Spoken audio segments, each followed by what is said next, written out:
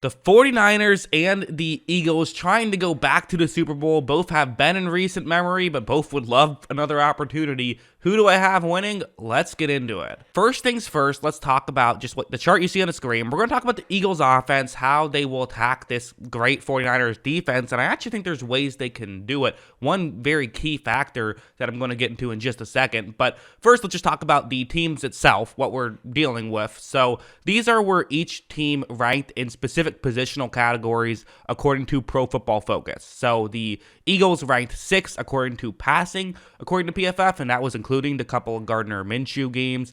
Receiving was 6th best, but they're going up against the best ranked coverage unit according to PFF. So you got great versus great there. Also, pass blocking best for the Eagles, but 5th best for the 49ers. And that's, again, I always say on this show, that's typically advantage offense, because typically a great offensive lineman can not shut down, but win the vast majority of their reps against a great pass rusher. That's just typically how it goes. Not always, but typically. So while the 49ers are used to getting a lot of pass rush, will they get it in this game? Odds are at least not as much. Run blocking is also very good, but the run defense for the 49ers is also very good, and that is actually probably more often than not favors the defense a little bit. So just interesting stuff there. The reality is, I mean, if you take away just running itself, you're dealing with top 6 in every single other positional category, and even the running game is still good for the Eagles, and that's just pure rushing itself. So the running backs or Jalen Hurts when he runs,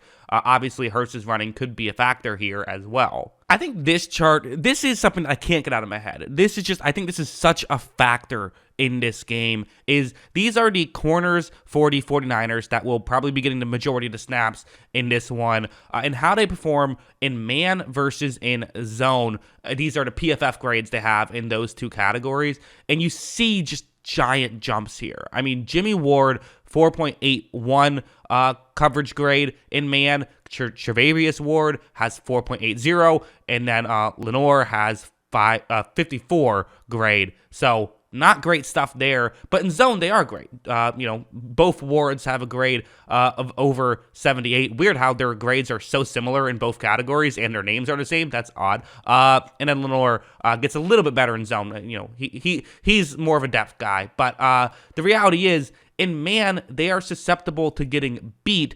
And the second I saw that, I thought, uh-oh, who's covering A.J. Brown? Because you look over here at this chart, this is how the Eagles' top 3 receivers perform versus man and versus zone in a couple different categories. A.J. Brown at the top is the 4th best Pro Football Focus player against man. His yards per route ran is an absurdly high 3.39.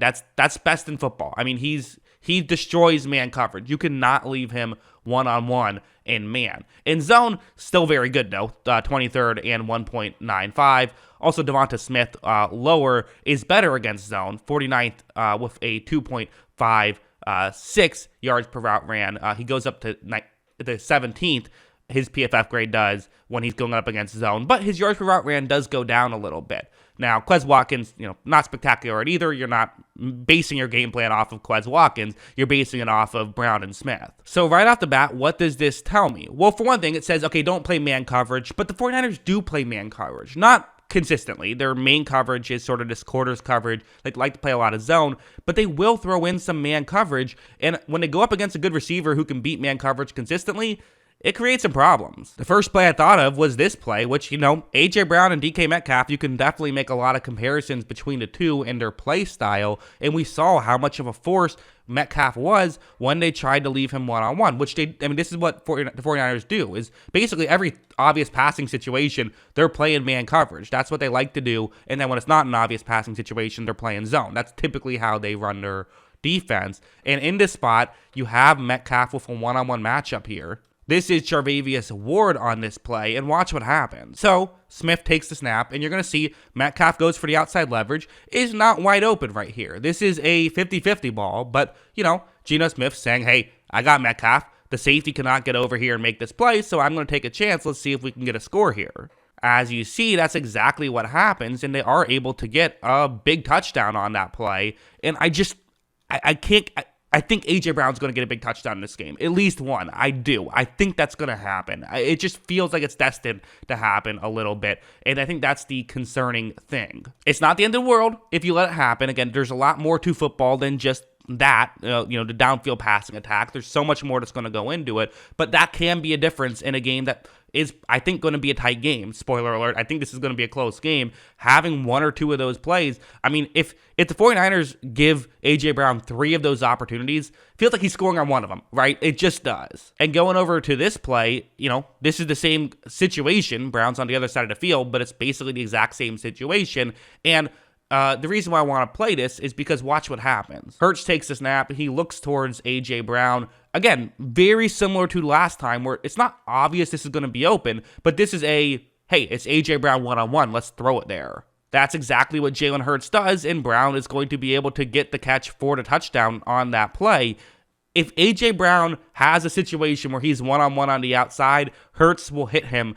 I don't want to give him that opportunity. Now, again, it's hard because if you play cover one man, well, then Devonta Smith would be open on the other side, who I think could win as well. I think A.J. Brown's who to look towards, but if you double Smith, then, you could be in trouble. Or excuse me, if you double Brown, then Smith could get you in trouble, and obviously vice versa. I think something like this is what the 49ers should be doing more, which is, they like to play their quarters coverage. Just do this. Even if it's, you have to do this on first and second down. Third down, okay, maybe you try to get a little creative if you want to. But on first and second down, and I would say any obvious passing situation where there's space, like if it's like a 3rd and 10, I think you do this as well. Just play your zone coverage. It's what they're good at, and it could limit great receivers. Just look at that situation right there. That's the guy I've circled in yellow is DK Metcalf, the guy who's been torching them in this game. But what's he supposed to do here? There's guys all over the place. He's the only eligible receiver to the Seahawks left. But despite that, there's still so much attention that he's getting,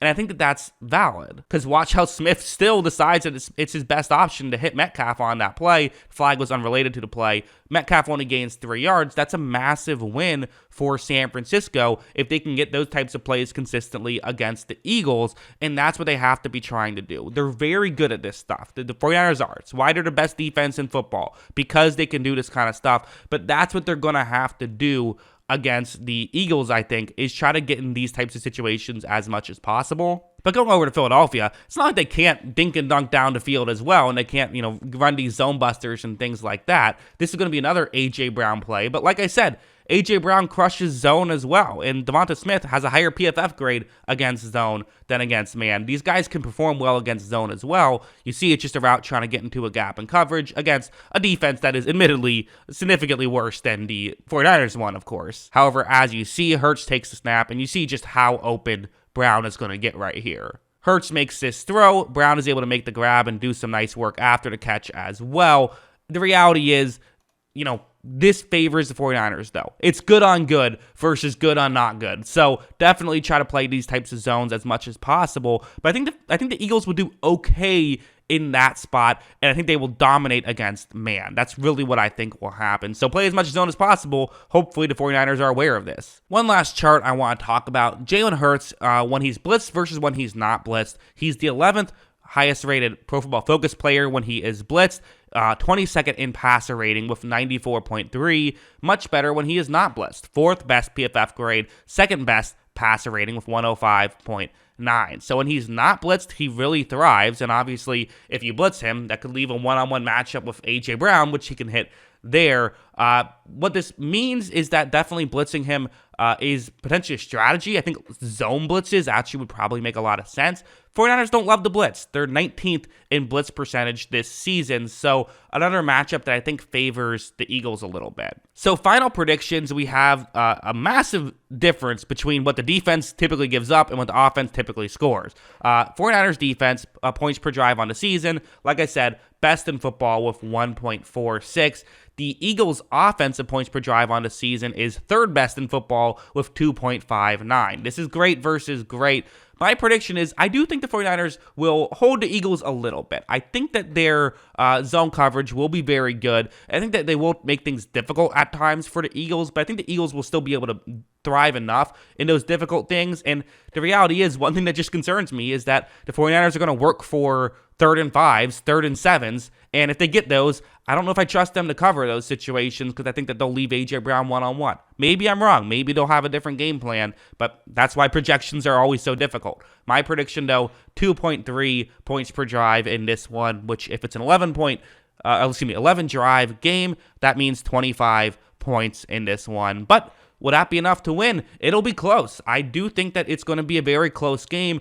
Check out my second video where I talk about the other side of the ball and can Brock Purdy outscore Jalen Hurts in this one. Should be very interesting. Let me know what you think in the comments below. Always love hearing from you. And of course, as always, thanks for watching.